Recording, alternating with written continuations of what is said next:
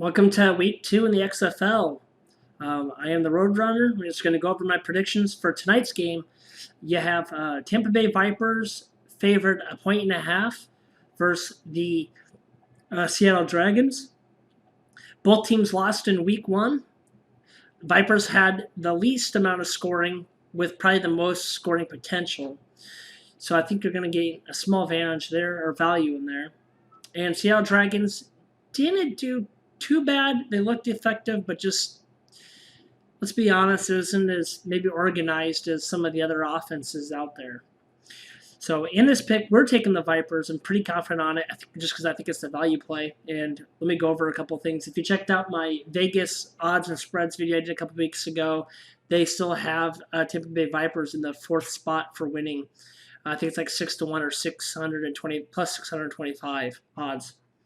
So that's against the field.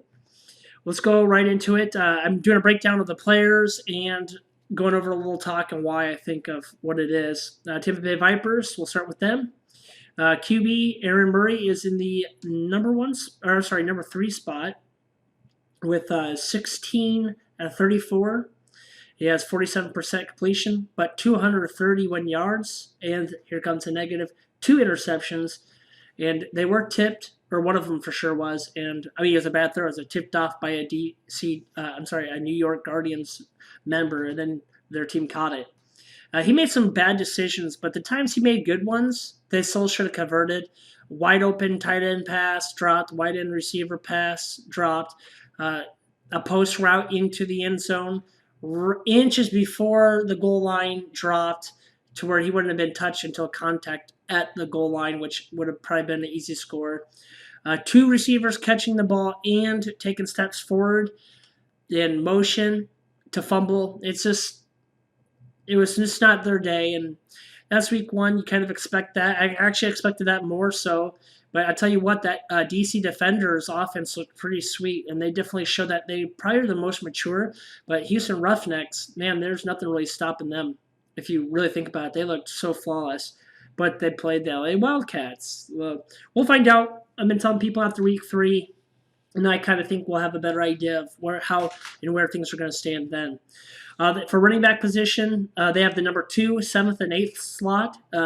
Davion Smith, 16 attempts, 79 yards, and 4.9 yards a carry, which is stupendous. Anything over 10 attempts and you're averaging over 4 yards carry, there's something there. And they played one of the best defenses so far in the league, or so-called, or I think so. And then number 7, Quentin Flowers. I really like this guy. He's also listed as running back and QB position. 5 attempts, 34 yards, 6.8 yards on average. And then they have Jacques Patrick, 8 attempts, 32 yards, 4 yards to carry on average. All 3 of their running backs are highly outperforming the league by per carry. Or not highly, but overall in a rating. So I think it's going to give them a little more control if they focus maybe a little bit on that. But Aaron Murray is a passing quarterback, and I get that, but if part of your game's working, the other part's not, maybe control the tempo with Aaron Murray with the running backs first before, not so taking on the gamble, but to get things going, then open up the wide receiving field. Maybe they'll do that. I hope so. Now, for wide receivers, they have the number 1, 11, 12th, and 16th spot. I think it's at 24 receivers is what I was going off of, or 25th. The top per yards, guys. Dan Williams, 6 receptions, 123 yards. That's crazy. Number 11, Nick Drysdale, tight end 3. That's another thing. You got some tight end love. The Vipers did. Number 3 receptions, 49 yards. Then number 12, Jalen Tolliver, wide receiver 3 for 47 yards. And how about number 16, Reese Horn, 3 receptions, 42 yards. Not too shabby. That's a pretty big stance when you think of offense. This Vampers, these Vipers definitely control the offensive market. Now let's go over their defensive their top defensive stats in the league. None. I don't have one.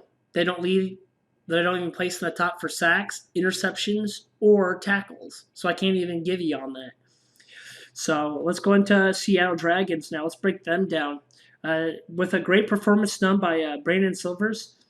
Wow, 21 attempts, 40. So he's 21 out of 40, sorry. 53%, 217 yards, and with 3 TDs. That's the most out of the quarterbacks in the league. But 2 interceptions.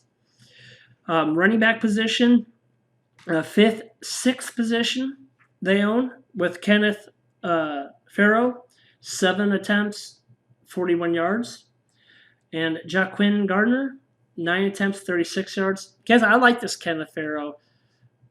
He's pretty flexible, and he seemed to know how to find the gaps, and he also works on the outside. So he's he can be utilized as the running back to plug in the gaps and on the outside. And he seemed to have better hands. So I like him. I hope to see more of him. He did place his 5th in the running back in week 1. So let's see how that goes. A wide receiver, they have the number 3 spot in 21 with Austin Prowl. 5 receptions, 88 yards, 2 TDs. And he is the wide receiver league leader after week 1. He's the only wide receiver to have 2 TDs. So pretty sweet, pretty good, and congratulations to him. Number 21 spot, Dantes Bird, 2 receptions, 32 yards. They didn't have enough offensive wide receiver and tight end targets, and I think Seattle Dragons are going to have to utilize that. They're going to have to be able to keep pace up with. They're not going to be able to control the tempo with just the running back game. I mean, of course, they're going to lean heavy on your running back game. It's the best thing you got, but definitely make sure you take your shots down deep with your wide receiver core and try to get them utilized. They had a couple drop passes, so you can't always blame Brandon for that too. They do have a defensive stat, so that's good. They're in the top defensive in some category at least. 7th and 8th, they both, for tackles, Steven Johnson, linebacker, 8 tackles, and Nick Temple, linebacker, 7 tackles. Guys, that stuff matters. No one on Tampa Bay had more than 6. So, I mean, you need those players, especially on the defensive side. And one way of doing something is actually doing it, or actually have done it. And that's where the Seattle Dragons defense would be a tad bit better than the Tampa Bay Vipers. Sacks, they have the 16th and 17th slot with Will Sutton and Jacquez Smith. They both share a tackle. They both were together on that tackle. I'm sorry, on that sack.